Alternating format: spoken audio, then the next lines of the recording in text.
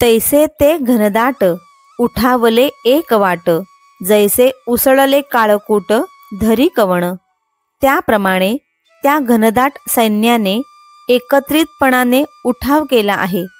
काळकूट नावाचे विष उसळले तर त्याला कोण बरे शांत करू शकणार. ना तरी वडवानल साधुकला, प्रलयवाते पोखला, सागर शोषूनी उधवला अंबरासी.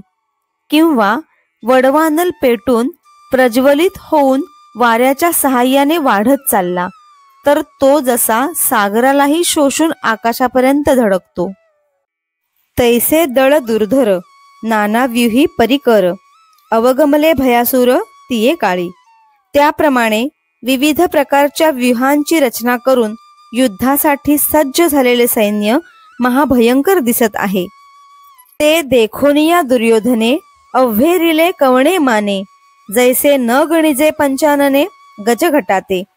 ज्याप्रमाणे सिंह हत्तीच्या कळपाला मोजत नाही, त्याप्रमाणे ते विशाल सैन्य पाहून दुर्योधनाने त्याची काहीच पर्वा केली नाही.